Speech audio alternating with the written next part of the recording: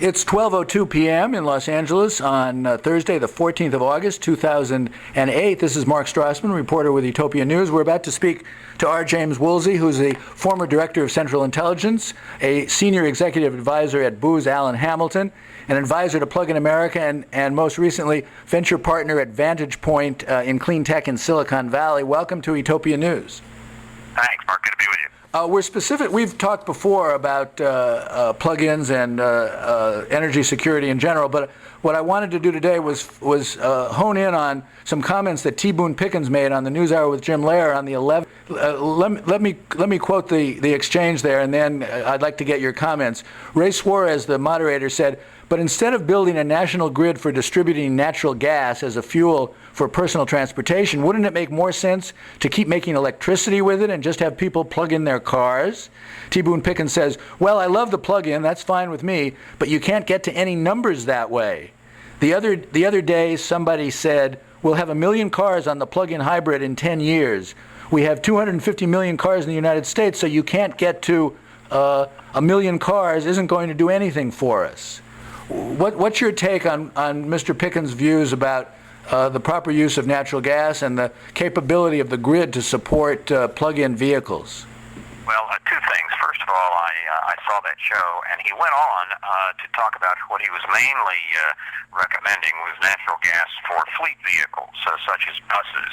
And I think that does make some sense because it gets us out of the need for having natural gas at every filling station. And we do a lot with large vehicles that fuel at central facilities, school buses, etc.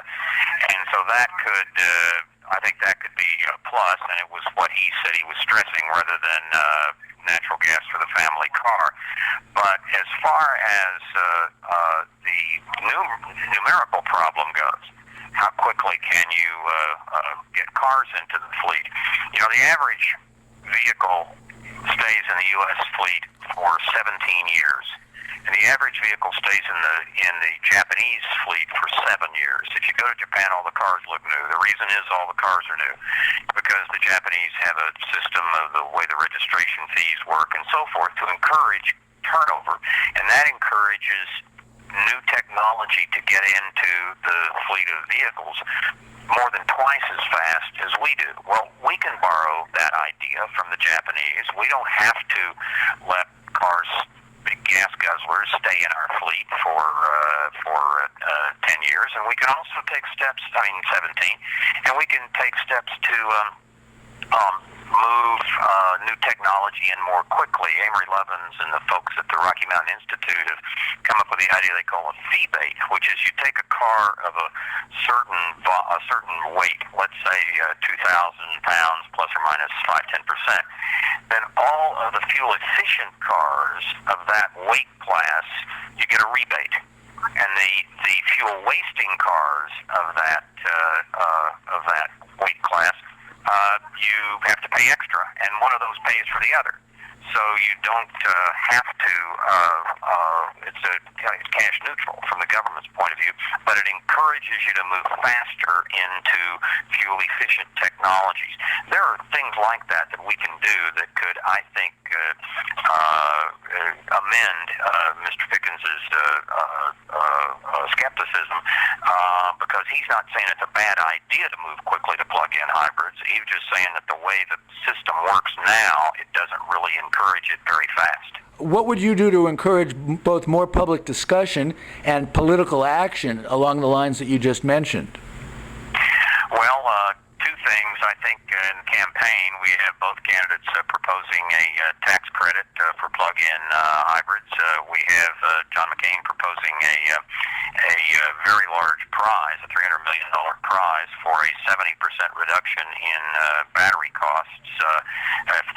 If you say, I think is about right, $1,000 per kilowatt hour now is what lithium-ion costs for the battery pack. The cell is only about half of that, but it's $1,000 a kilowatt hour. If you can get that down over the course of the next 3 or 4 years to something closer to $300 a kilowatt hour, you will have taken the added cost of a new plug-in from $10,000 down to just $3,000 added, and those numbers are rather easily dealt with by tax credits so forth. So there are things that I think one can do to move more quickly from having prizes to tax credits to fee baits to moving cars more quickly through the system, and I think all of those are really worth looking at. Okay, I want to focus on two questions about plug-ins, which include both plug-in hybrids and all-electric vehicles. Mr. Pickens seems to say that the most number of plug-in hybrids we could get in 10 years is 1 million cars. Does that seem like a reasonable figure, or a high figure, or a low figure to you in terms of how many plug-ins we could get on the air, on the road in 10 years? I think it's a low figure. It's much lower than it needs to be, but it's not low if we don't encourage people to move in that direction. We've got to adopt policies that encourage the rapid adoption of plug-ins, and I mentioned several of them here, and I think that, if we do nothing, if we just kind of sit on our hands, then I think they're still going to be very attractive to people. I have a plug-in. A123's converted my 4-year-old Prius to be a plug-in, and I drive for the first 20 miles every day at about 2 cents a mile, whereas gasoline is around 15 cents a mile, probably headed up before long. So I'm close to an order of magnitude lower gasoline with my plug-in, and you don't have to be worried about terrorist cutoffs of oil supplies or climate change or anything if you don't want to be. I think it's good to be worried about both of those, but if you don't care about those, you ought to be interested in a plug-in hybrid for being able to drive at something for the cost of what you're driving at today. How capable of supporting millions of plug-ins do you believe that the U.S. grid is now? Well, the Pacific Northwest National Laboratories have done a study, and there was another one by the Electric Power Research Institute and the Natural Resources Defense Council together, I think, and they've all come up with something close to the same thing, which is that you could have well over 2/3, maybe even close to 3/4 of the cars on the road be plug-in hybrids before you need a single new power plant. Now, that requires them to largely be charged at night, but that's when they're largely going to be charged anyway, and you could really lock that in by having time-of-day pricing of the electricity for residents the way you do for a lot of jurisdictions do for business.